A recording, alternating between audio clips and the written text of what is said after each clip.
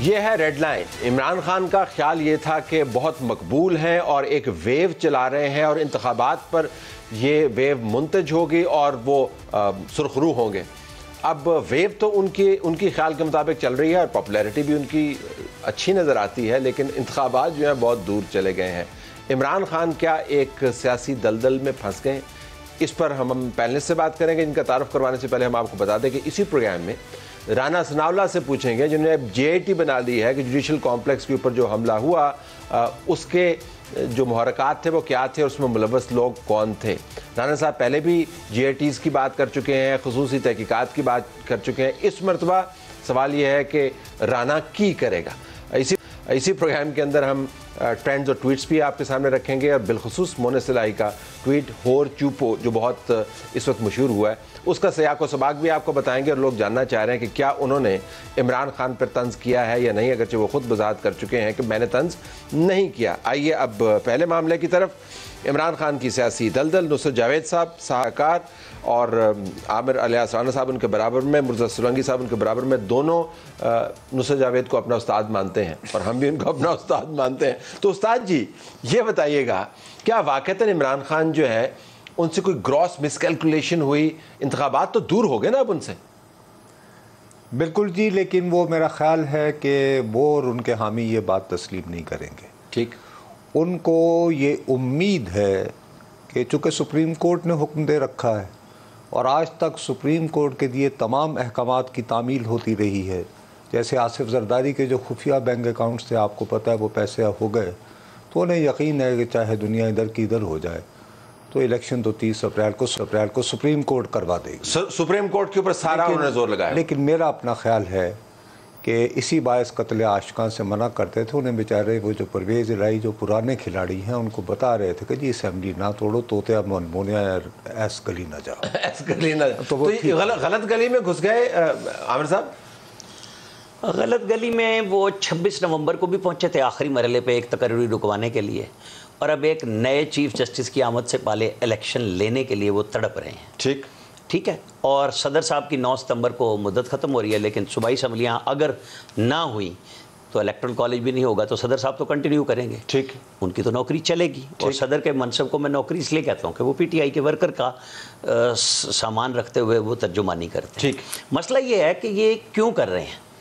इनको पता है कि 2017-18 में इनकी जो सहूलतकारी हुई थी आज वो इनको अवेलेबल नहीं है। आज इनको वो मकबूलियत अवेलेबल है जो नून की थी, और उसको किनारे इन्होंने उस सज धज से लगाया कि लोग आते थे तरीन के घर वीगो पे, फिर लैंड क्रूज़र में जाते थे बन्नी गाला में, और वहाँ वो इनकी पार्टी का जो फ्लैग है वो गले में डालते थे। ठीक, तो इनको ये समझ आ रही है कि आज लोग तो मेरे पास आ रहे हैं लेकिन इलेक्शन मुझसे दूर होते चले जा रहे हैं।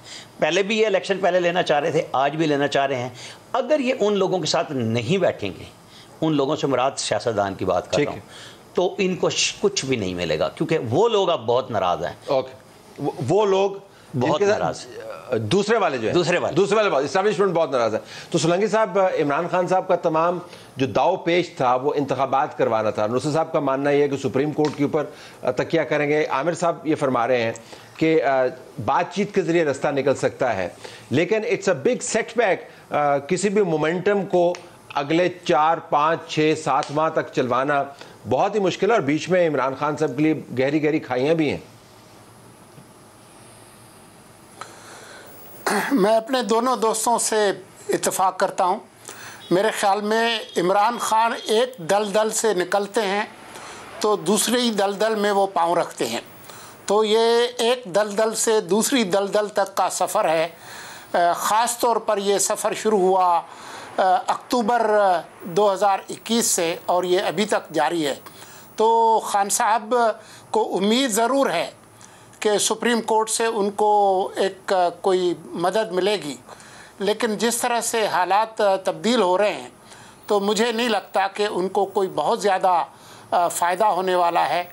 उन्होंने अपना मुस्तकबिल तो तारीख कर ही दिया है बड़ी हद तक, लेकिन उन्होंने अपनी जमात का जो मुस्तकबिल है उस पर भी बहुत सारे सवालिया निशान खड़े कर दिए। तो अगर मैं नुसरत साहब से पूछ पाऊँ, नुसरत साहब, जस्टिस उमर अता बंदियाल साहब की रिटायरमेंट जो है 16 सितंबर 2023 को है। प्रेसिडेंट साहब को बता दिया इलेक्टोरल कॉलेज अगर नहीं होगा तो वही कंटिन्यू करेंगे, आईनी पोजीशन यही है अभी जो बताई आमिर साहब ने। उमर अता बंदयाल साहब के ऊपर कितना रिलाय कर रही है पीटीआई, कंसिडरिंग उनके नीचे जो जुडिशरी है उसके अंदर से जो या उसके हवाले से जो बातें हो रही हैं वो तो बहुत ही खौफनाक किस्म की। देखिए, वही मैं आपसे अर्ज़ कर रहा हूँ कि वो कामिल इन्हिसार उस पर कर रहे हैं। दूसरा ये है कि आज सुबह से मतलब जैसे आप और मुझे, हम जैसे लोगों को यूँ स्पॉट पर डाला जा रहा है कि साहब आइन की बेतौकीरी हो गई, क्या पोजीशन है अब आपकी? ठीक, तो साहब आइन की बहुत बेतौकीरी तो उस दिन भी हुई थी। ये आइन में ही लिखा हुआ है ना कि अगर तहरीक अदम एतमाद पेश हो जाए वज़ीर आज़म के ख़िलाफ़ तो सिवाय उस पर गिनती करवाने का और कोई तरीका नहीं। बिल्कुल ठीक। आइन की बेहुरमती जो है और बेतौकीरी भाई 12 अक्टूबर 1999 को भी हुई थी, और उसके ज़रिए जो साहब हमारे दीदावर हुए थे ताज़ा जनरल मुशर्रफ साहब, उनके रेफरेंडम के लिए वोट कौन मांग रहा था? इमरान खान साहब कैंपेन कर रहे थे। अच्छा जी, उसके बाद उनको 10 मरतबा वर्दी में कौन जो है वो परवेज़ इलाही साहब कर रहे थे। अब ये दोनों मिलके आइन की तौकीर बहाल करें तो मैं तो बहुत खुश हूँगा कि जो कर्ज मैं नहीं उतार सका आइन का, इनकी क़यादत में अगर नई नस्ल को आइन की मुकम्मल बहाली मिल जाए तो मैं यकीनन बखुदा बहुत खुश हूँ। ओके, आमिर साहब, ये जो अभी जिक्र फरमाया नुसरत साहब ने कि आइन की पामाली हो रही है, और ये आर्गूमेंट जो है आप सुप्रीम कोर्ट बार की जो रेजोल्यूशन आई उसके अंदर भी देखते हैं, लाहौर बार की तरफ से भी ये मामला उठाएगा। अब हम तहरीक चलाएंगे, लेकिन आइन के अंदर सिर्फ इंतखाबात करवाना तो नहीं है, आइन के अंदर साफ और शफाफ इंतखाबात करवाना भी है। तो ये मफरूज़ा कि अगर हम पंजाब और केपी के अंदर इंतखाबात करवाएंगे तो जो मरकज़ के इंतखाबात होंगे साफ़ और शफाफ होंगे, बड़ा सवालिया निशान है। सो अदलिया को सिर्फ यही तो नहीं देखना कि इंतखाबात करवाने हैं, साफ़ और शफाफ इंतखाबात करवाने। फिर वो मरियम नवाज़ का क्वेश्चन आएगा कि जी फिर सहूलतकारी किसको कहते हैं? 63A आप रीराइट कर दें और कोई वज़ीर आला बन जाए, किसी की हुकूमत चली जाए, तो वो क्या था? क्या अब आप जो इलेक्शन कमीशन ने कहा है कि हम शफाफ इलेक्शन का आईनी हवाला दिया है, तो उसके अंदर आपने क्या इलेक्शन कमीशन ने अपने घर से बैलेट बॉक्स छापने हैं, बैलेट पेपर खुद लाने हैं, अमन अमान खुद कायम करना है, रिटर्निंग अफसर खुद देने हैं? नहीं मुमकिन ना, वो सारे इदारे ही देंगे।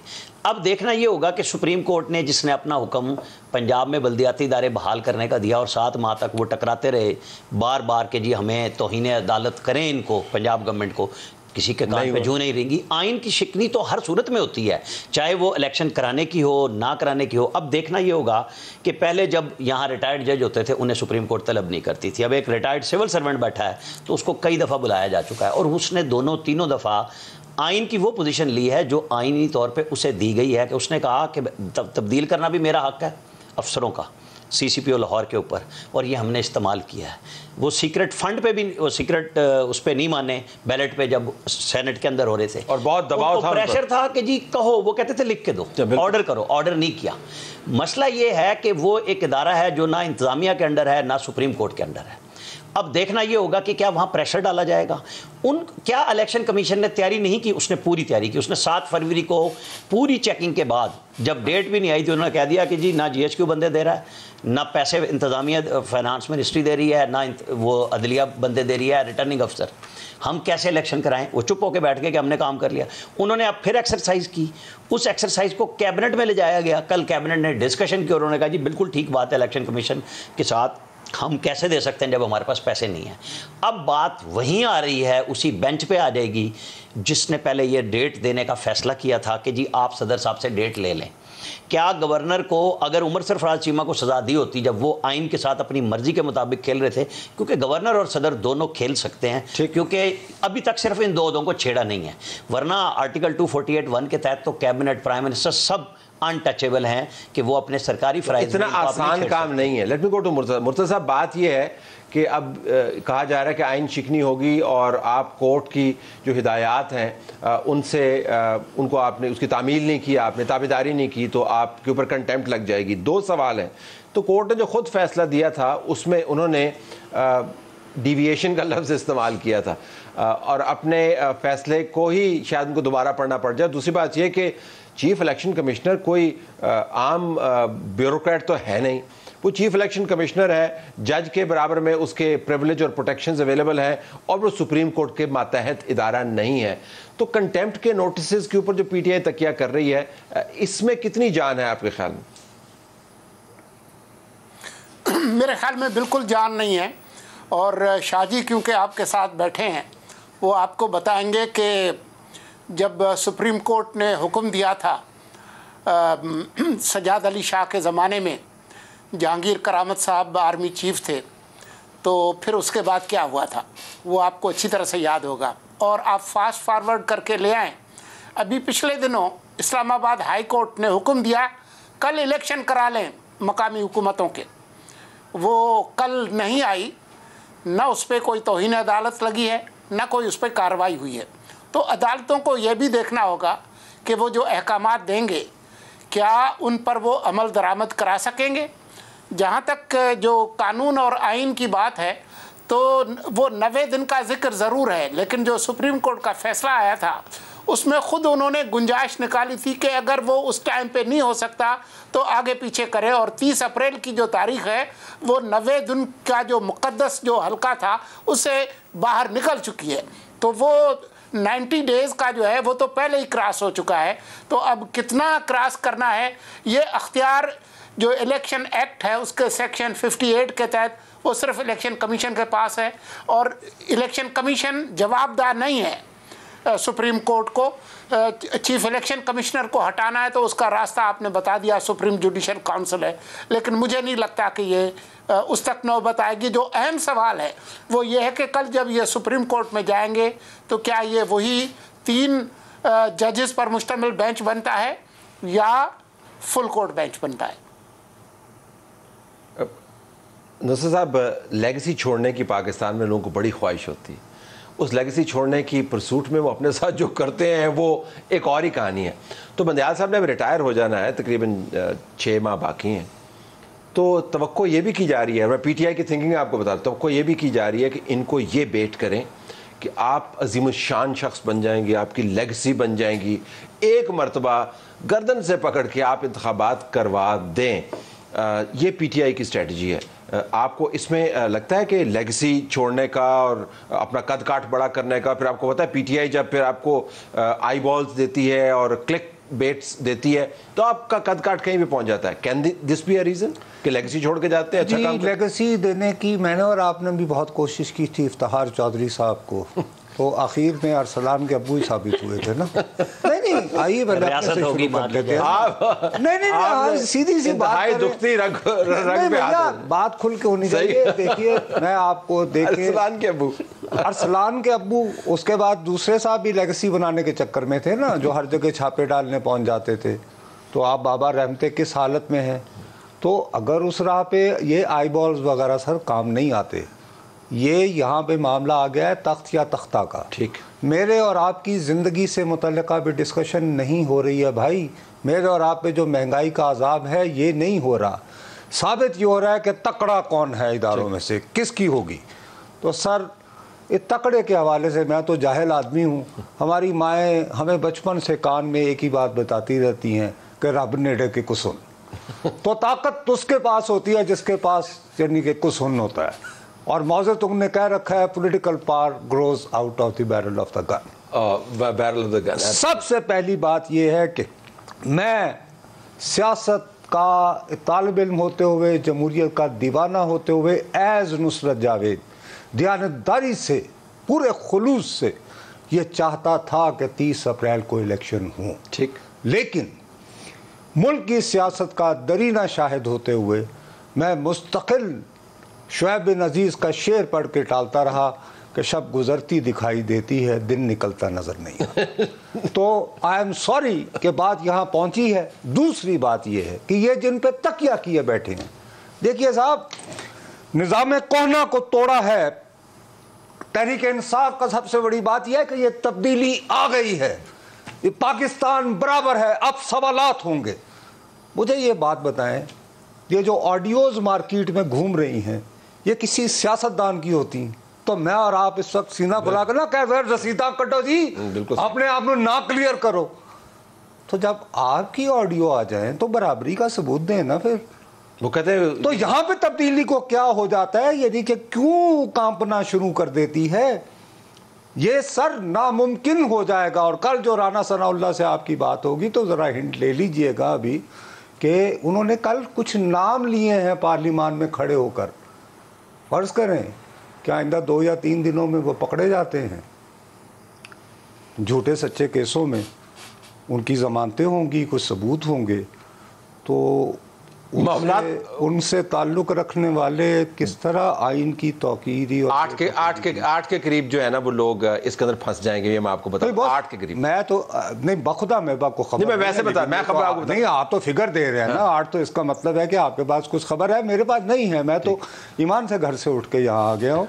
मैं जो कुछ कर रहा हूँ, देखिए इंस्टिंक्ट क्या होती है, जिबिल्लत क्या होती है, एक्यूमुलेटेड एक्सपीरियंस होता है। 1975 से पाकिस्तान में सियासी तमाशे देख रहा हूँ, तो इसलिए मुझे लगता है आपके पास इनसाइड है, you don't need information. Aamir on this count ज़रा इसके ऊपर आइएगा। तो इमरान खान साहब का वो जो घुसून की बात की, इमरान खान एक अपना घुसून क्रिएट करने की कोशिश कर रहे हैं, और वो घुसून है एक बैन अवी कैंपेन चला रहे हैं, बैन अवी इदारों के साथ राब्ते में हैं, ह्यूमन राइट्स के वायलेशंस की बात कर रहे हैं। और श्री मज़ारी साहबा जो हमेशा से बताती रही हैं कि दूसरे वो तमाम लोग गद्दार हैं जो पाकिस्तान के अंदरूनी मामलात में बैरूनी मुदाखलत के लिए दरवाजे खोलते हैं, आज वो लीड कर रही हैं पाकिस्तान के अंदरूनी मामलात को अमेरिकन लॉबी के साथ कनेक्ट करने के लिए, ब्रिटिश लॉबी के साथ, यूएन के साथ। विल दिस वर्क या आपके ख्याल में नहीं?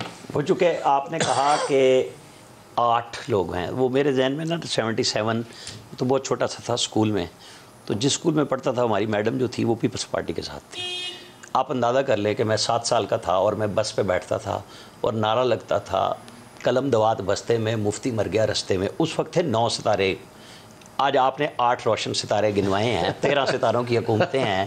यहाँ पे मुल्क चले ही कहीं नहीं है कि अगर मैं 7वीं जमात से भी गिन रहा हूँ तो मैं आज भी वहीं पे खड़ा हूँ। हम उसी से दवाई लेने के लिए चले जाते हैं जिसके सबब बीमार होते हैं हम। वो कह रहा है कि मुझे छोड़ दो, मेरी जान छोड़ दो, आपस में तय कर लो। इमरान खान साहब जिस कुव्वत आवाम पे जाना चाहते हैं वो कुव्वत नाफजा से टकराई हुई है, और कुव्वत नाफजा का ये फैसला है जो इलेक्शन कमीशन की सूरत में सामने आया है। चूँकि अकरम शेख साहब का ये लफ्ज़ है उर्दू तर्जमा, वो करते हैं कि कुव्वत नाफजा का फैसला था जब सजाद अली शाह ने लिखा कि मेरी मदद को आओ, तो जहांगीर करामत ने डिफेंस मिनिस्ट्री को भेज दिया, ठीक कि जी आप तय कर लें, और फिर तय हो गया तारीख का सफ़र।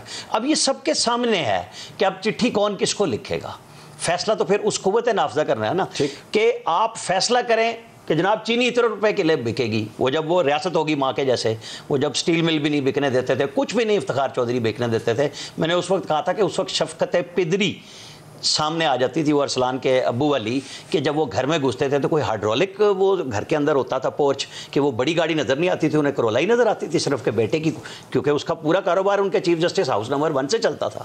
तो गलत हुआ ना, तो आज कौन सा ठीक हो गया है? ये जब तक सारे आपस में नहीं बैठेंगे मामला आगे नहीं बनेगा। But Imran will not do it. ज़रा मुर्जा साहब कुव्वत नाफजा का जिक्र किया है, मुझे तो लगता है कुव्वत हाफजा है असल में।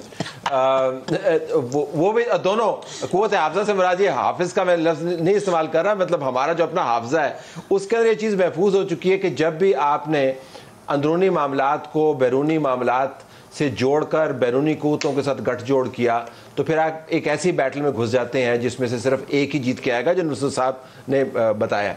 तो मैं आपसे जानना चाहूँगा कि ये बैन अवी कैंपेन पर भी पीटीआई बहुत तकिया कर रही है, ये कितना मौसर होगा? मेरे ख्याल में ये बिल्कुल भी मौसर नहीं होगा, सिवाय जग हसाई के और बदनामी के उनको कोई ख़ास फ़ायदा नहीं होगा, क्योंकि जो कुछ भी होना है वो यहीं पर होना है। और खुदा न खास्ता अगर ये हुकूमत में आ भी जाते हैं बाय कोई लक ऑफ स्ट्रोक, तो जो हालात हैं उसमें जो उन्होंने ख़ुद ताल्लुक फॉरेन रिलेशंस में जो इन्होंने लैंड माइन्स बिछाई थी वो उन्हीं को टकराएंगी। तो मुझे नहीं लगता कि उनको कोई लंबा चौड़ा फ़ायदा होगा, सिवाय मीडिया कैंपेन के और कोई इनको इससे कुछ नहीं मिलने वाला। लेकिन नुकसान हो सकता है मुर्तज़ा सोलंकी साहब, क्योंकि जब आप इस हद पर चले जाते हैं तो फिर आप रियासत के उन कोर इंटरेस्ट को हर्ट कर रहे होते हैं जिनका अफराद से कोई ताल्लुक नहीं है। आप उन इंटरेस्ट को माने या ना माने, इसका ताल्लुक जो है वो मौजूदा आर्मी चीफ से नहीं है, आने वाले आर्मी चीफ से नहीं होगा, जो चले गए आर्मी उससे नहीं होगा। फिर आप ये बता रहे हैं कि अगर आपने हमारी बात ना मानी है तो फिर हमने यूएन के पास जाना है, अमेरिकी कांग्रेस के पास जाना है और आपके खिलाफ सैंक्शंस लगवानी है। That's serious business.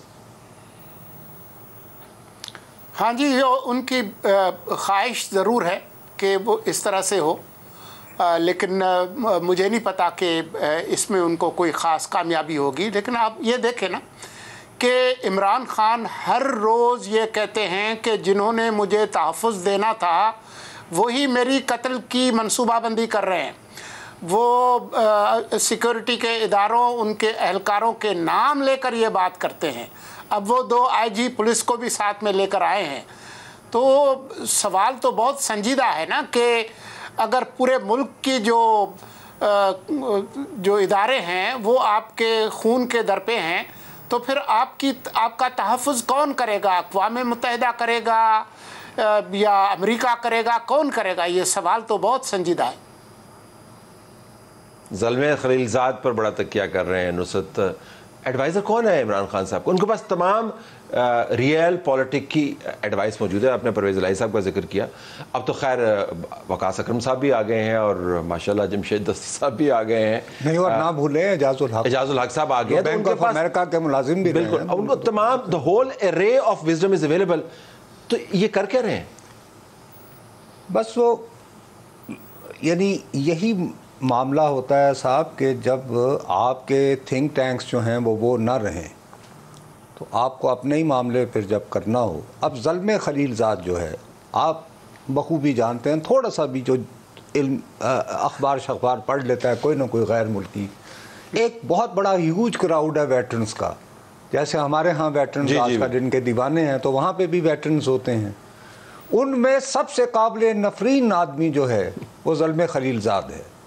वो तो शुक्र करें कि यूक्रेन की जंग शुरू हो गई है, तो वो वरना वो यानी मंजर ही वो थे वो जो बच्चे गिर रहे हैं, बिल्कुल, बिल्कुल। जिसकी पूरी जिम्मेदारी जो है वो ज़ल्मे खलीलज़ाद के सर दी। हाँ, ये अलग बात है कि अफ़गान निजात रहे हैं तो अमेरिका की अगर शहरियत छोड़कर वो पाकिस्तानी होना चाहते हैं, क्योंकि अक्सर अफ़गान निजात लोग यहाँ आते हैं, हम अपने यानी मिसाइल के नाम अगर अभी अब्दाली रख लेते हैं, गौरी रख लेते हैं, तो ये अगर आ जाएं तो वज़ीर ख़ज़ाना लेकिन यानी खारिजा हो जाएं। लेकिन सवाल ये है कि वो उधर क्या चेंज लाएंगे।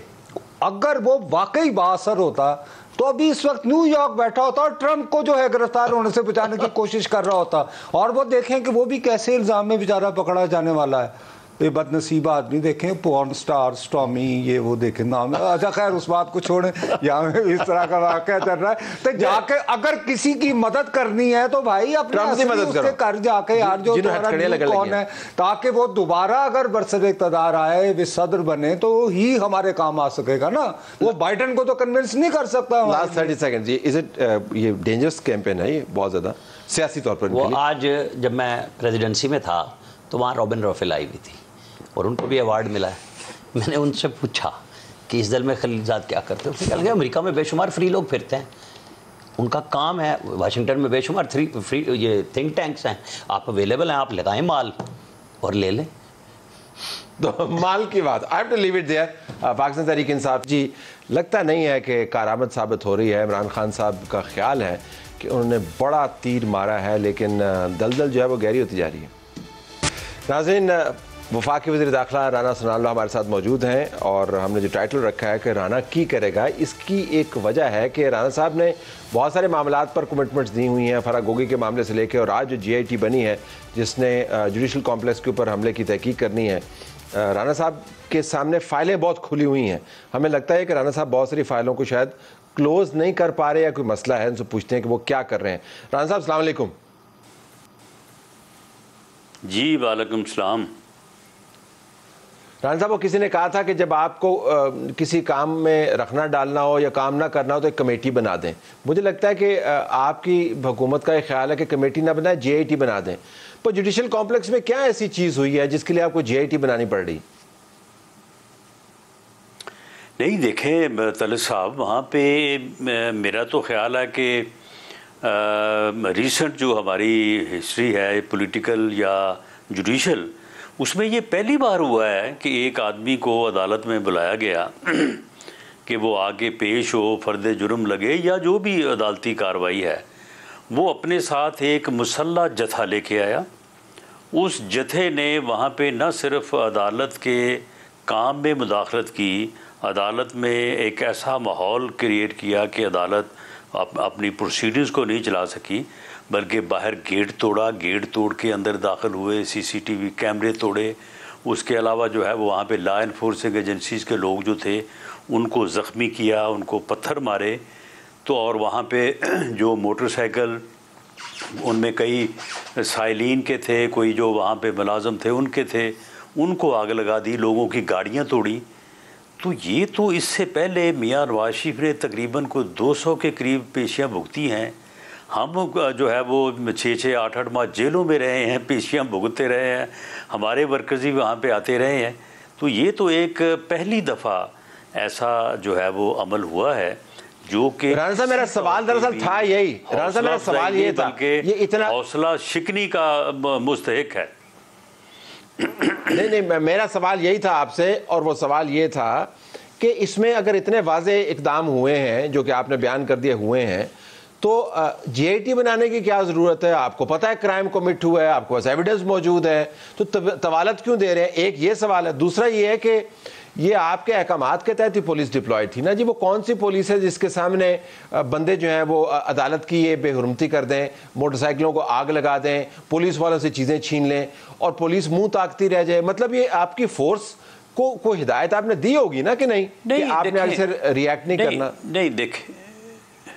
नहीं देखें, एक तो पुलिस को लाहौर में भी और यहाँ पे भी, और ये जो हदायत हैं ये प्राइम मिनिस्टर के लेवल से थी, और प्राइम मिनिस्टर ने बार बार इस बात की न सिर्फ ताकीद की बल्कि वो रोज़ ताकीद करते रहते हैं, और इस बात के ऊपर उनका बड़ा ज़ोर होता है कि मैनेज करें, मैनेजमेंट करें, लेकिन ह्यूमन लॉस या ब्लड शेड के बगैर करें।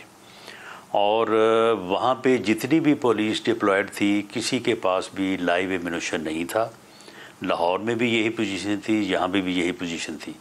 तो अब मामला यह है कि पुलिस तो एक जगह पे गेट के ऊपर पुलिस अपनी ड्यूटी दे रही है, अब उसके चारों तरफ अगर 200-400 आदमी जो है वो पथराव शुरू कर दे और वहाँ पे खड़े मोटरसाइकिलों को आग लगा दे जो कि कुछ फासले पे खड़े हों, तो उसमें पुलिस ने अपने तौर पे तकरीबन वहाँ से कुछ 60 के करीब लोगों को गिरफ़्तार किया। अब तक इन मुकदमात में हम 316 लोगों को जो है वो गिरफ़्तार कर चुके हैं, और इसमें कम से कम जो है वो कोई 700 से 800 लोग जो है वो गिरफ़्तार करने के लिए पुलिस जो है वो अपना जो है वो तहर्रुक कर रही है। तो इसमें अब यही होता है ना, मुकदमा दर्ज हो गया, उसके बाद इन लोगों को गिरफ़्तार किया जाएगा, चलान अदालत में पेश किया जाएगा। अब अगर अदालत जो है वहाँ पे ज़मानत इनकी जो है वो फौरी ले ले, या कुछ लोगों ने कबल अज़ गिरफ़्तारी ज़मानतें यानी बशमूल इनके जो बड़े लीडर्स हैं और इमरान खान साहब खुद हैं, तो उन्होंने सब ने करवाई हुई हैं। तो ये एक लीगल प्रोसेस है, ज़मानत कबल अज़ गिरफ़्तारी कराने का भी हक़ जो है वो कानून देता है, आइन देता है, और इसी तरह से जो है वो गिरफ़्तार करने का जहाँ पे जो है वो पुलिस के पास इख्तियार है, अदालत के पास जो है वो ज़मानत पे छोड़ने का इख्तियार है। तो अगर अदालत जो है उनको दूसरे दिन या तीसरे दिन छोड़ दे या जल्द छोड़ दे, तो उसमें तो मेरा कोई अमल दखल नहीं हो सकता। लेकिन बहरहाल हम इस प्रोसीजर को मुकम्मल करेंगे। इनके ख़िलाफ़ जहाँ पे भी ये कोई गैर कानूनी हरकत करेंगे, इनके ख़िलाफ़ मुकदमा भी दर्ज करेंगे, इनको गिरफ़्तार भी करेंगे। लेकिन क्या आपको हैरत नहीं होती कि जिस जज साहब की अदालत की बेहरुमती हुई है, जिस जुडिशल कॉम्प्लेक्स के शीशे तोड़े गए हैं, उन जज साहबान की तरफ से खुद और उनको जो सुपरवाइज करने वाली जुडिशरी है उसकी तरफ से अज खुद किसी किस्म का कोई रद्द अमल नहीं हुआ। वो पंजाबी में कहते हैं चोर नालो पंड काली, मतलब ये कि आपको ज़्यादा महसूस हो रही है हद तक कोर्ट्स की। जो कोर्ट के अंदर लोग बैठे हुए हैं उन्होंने तो उनको गेट के अंदर आने से पहले ही कह दिया जी अच्छा ठीक है आपकी हाज़िरी कबूल हो गई, वो फाइल का भी पता नहीं चला फाइल किधर गई, फाइल के बगैर ही कबूल कर दिया। तो जब उनको हद तक नहीं महसूस हो रही राना साहब, तो फिर अब आप क्यों इतने परेशान हैं? नहीं देखें तलत साहब, मामला ये है कि अगर तो वहाँ पे गेट क्रॉस नहीं हुआ, तोड़ा नहीं गया, वहाँ पे अदालत में ये माहौल था कि जज साहब को अपना जो है वहाँ पे जो है वो बैठना जो है वो मुश्किल था। फिर उसके बाद चाहिए तो ये था ना कि जज ये हुक्म देते या कहते कि भाई अपनी गाड़ी जो है वो उसकी हद तक जो उसको लेके आओ, और ये अपने साथ जो ज़बरदस्ती बंदे दाखिल करना चाहते हो ये ना करो, या ख़ुद जो है वहाँ से उतर के आ जाओ। लेकिन ये अब पहली मरतबा मैंने जो है वो तकरीबन 10-12 साल पहले प्रैक्टिस भी की है। उसके बाद मैं जो है वो मेंबर असम्बली इलेक्ट हुआ, तो और बार से बड़ा वास्ता रहता है। मैंने तो कभी नहीं देखा कि गाड़ी में बैठे जो है वो मुलज़मों की हाज़िरियाँ लगें। मैंने तो कभी नहीं देखा, ये कभी हाई कोर्ट में भी ऐसा नहीं हुआ कि, बल्कि हाई कोर्ट में तो ऐसा है कि जिसकी तारीख़ होती है वो बंदा जो है वो आधा घंटा पहले आके वहाँ पे पहुँच जाता है। वकला साहबान जो हैं वो जो है वो 10-15 मिनट पहले आके जो है वो बैठ जाते हैं। यहाँ पे जो है वो इंतज़ार हो रहा है जी 2 बजे पेश हो जाए। 2 बजे कहा जाता है कि जी नहीं लेट है, वो कहते चले 5 बजे तक आ जाए। 5 बजे आके कहते नहीं जी रात 8 बजे आएंगे। फिर 8 बजे का टाइम हो जाता है। 8 बजे जज साहब इंतज़ार कर रहे हैं, 9 बजे पहुँचते हैं। तो अब ये जो हो रहा है, मेरा पॉइंट यही है, मेरा पॉइंट यही है कि आपकी जेटी जो है इसके कुछ इशारे जो हैं वो उन वीडियो में मिलते हैं जो लीक्स हुई हैं। उनमें कुछ लोगों का नाम है, किसी नौजवान का जिक्र है, कुछ बेटों का जिक्र है। तो ये चीज़ें जो हैं ये इशारे कनाए तो इधर उधर से मिलते हैं, लेकिन ये वाक़यात जो हैं इससे पहले तो हमारी जुडिशल हिस्ट्री में कभी नहीं हुए। वो इशारे किनाए जो हैं वो आपके सामने है। चीफ जस्टिस साहब ने उनको हतमी तौर पे रद्द कर दिया। बंदयाल साहब का ख्याल है कि ये जुडिशरी को दबाव में लाने के लिए किया जा रहा है। उनकी नज़र में इन ऑडियोज़ की वीडियोज़ की कोई अहमियत नहीं है। मैंने आपका खिताब सुना, उसके अंदर आपने इन इशूज़ को बड़ा सीधे तरीके से टैकल किया। लेकिन मेरी गुजारिश ये है कि आपकी GIT की फाइंडिंग्स हो या अदलिया के ऊपर इमरान खान का दबाव हो, ये तमाम किस्सा वापस अदलिया में ही जाना है। उसी ने फैसला करना है और उसके फैसले तो बड़े वाजे हैं। वो कहते हैं इसकी अहमियत ही कोई नहीं है, इमरान खान आए ना आए हमने ज़मानत दे देनी है उसको। हाँ, ये दुरुस्त है। यानी ये भी जो है वो नॉन हिस्ट्री में कभी ऐसे नहीं हुआ कि बेल बिफोर अरेस्ट जो है ये बंदा बग़ैर पेश हुए उसे बेल बिफोर अरेस्ट मिल जाए।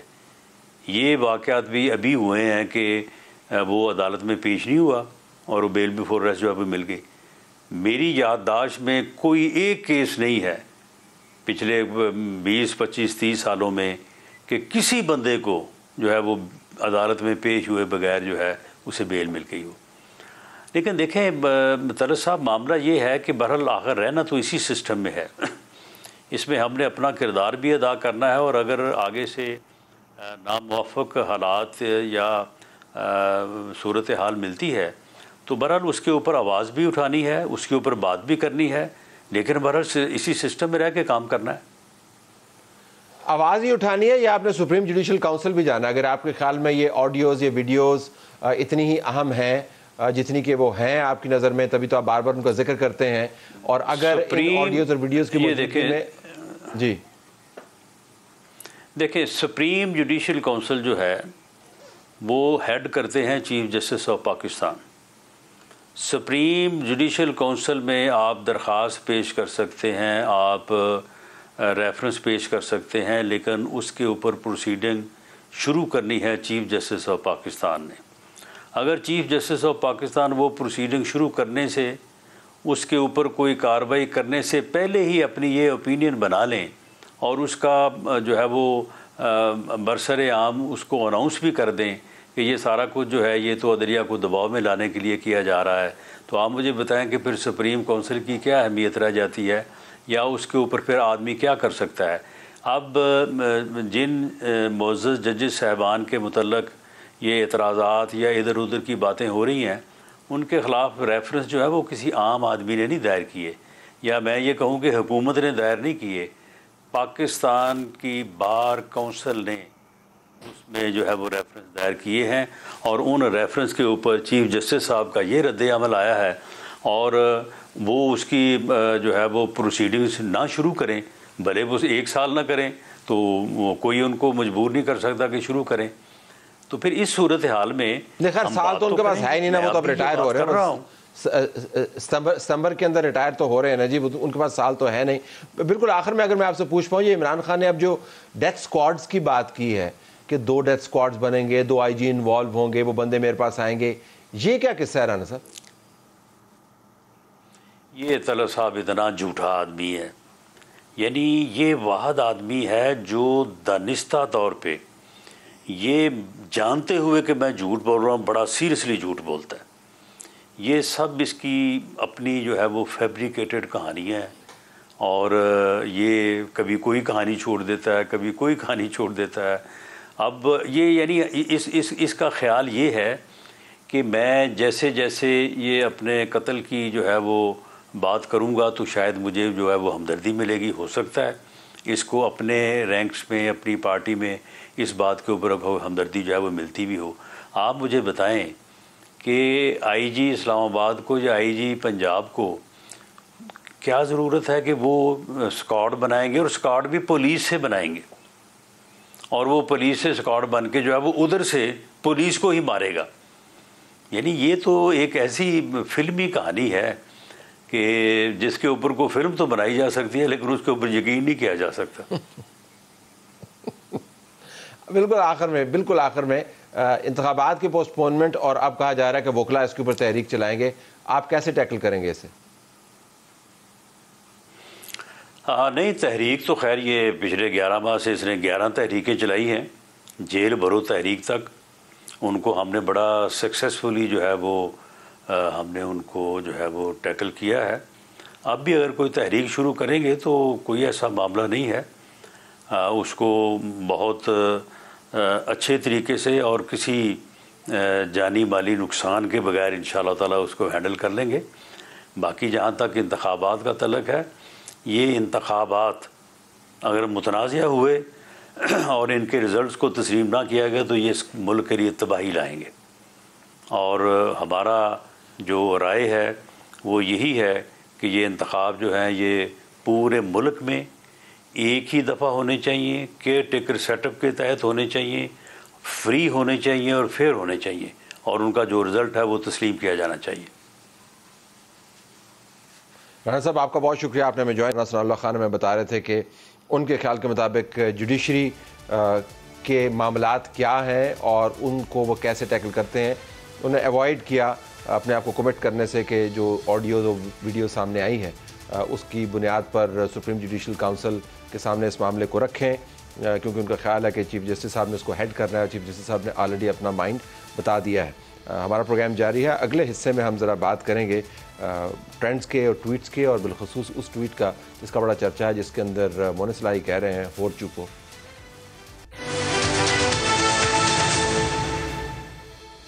ट्वीट्स एंड ट्रेंड्स, अल्लाह का शुक्र है कि रमज़ान मुबारक जो है वो ट्रेंड कर रहा है और 3 लाख के करीब इस पर ट्वीट्स हो चुके हैं। हम में बरकतों और फजीलत वाले महीने से मुस्तफ़ीद होना चाहिए। सियासत तो चलती रहती है, लेकिन सियासत भी चल रही है। हैशटैग है आईने पाकिस्तान से गद्दारी नामंजूर। PTI ये ट्रेंड चला रही है। डॉक्टर इफ्तिखार दुरानी ने इसके ऊपर ट्वीट किया, फ़ारूक हबीब ने इसने ट्वीट किया, और बताया जा रहा है कि कैसे आइन के साथ ये गद्दारी कबूल नहीं होगी। साथ मुस्लिम लीग ने बराबर में ट्रेंड चलाया, एहतसाब होगा तो इंतखाब होगा। बताया जा रहा है कि जब एहतसाब मुकम्मल हो जाएगा तो इंतखाब का अमल अज खुद मुकम्मल हो जाएगा। Imran Khan disqualification need of nation, ये भी इसके साथ चलाया जा रहा है। मोनिस इलाही साहब का ट्वीट एक चला जिसमें उन्होंने कहा कि होर चुपो, और इसके ऊपर जब तहकीक की लोगों ने पूछा कि आपने किसके बारे में कहा है, इमरान खान के बारे में कहा है, क्योंकि इलेक्शन पोस्टपोन हो गया, तो उन्होंने कहा कि इमरान खान के बारे में मैंने हरगज़ नहीं कहा। ये जानने के लिए आपको कि किसके बारे में कहा है, ये वीडियो सुननी होगी दोबारा। ऑडियो लीक जो थी, जो परवेज़ इलाही से मंसूब हुई। खैर खरीद है, बिल्कुल ठीक, तुसी सुनाओ, मैं बस सादा हाल चाल पूछना सी। मैं छुट्टियां बड़ा सही जा रहे काम। फवाद लेट पड़िया ने आज सुबह 5 बजे फड़ लेंदे ना, महीना पहला असम्बलियां नहीं टुटनियां। सही गल है, बिल्कुल ठीक है। वोटे सही गल कीती। ਸਾਡੇ ਤੇ ਜ਼ੋਰ ਪਾਇਆ ਜੇ ਇਹਨੂੰ ਫੜੋ।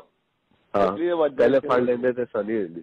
तो अब मैं आपको बता सकता हूं कि मोनिस इलाही साहब ने होर चूपो जो है इमरान खान को नहीं कहा, उन्होंने फवाद चौधरी को कहा, जिनको बहुत शौक था पंजाब की असम्बली और केपी की असम्बली डिसॉल्व करने का, वो उनको कह रहे हैं होर चूपो।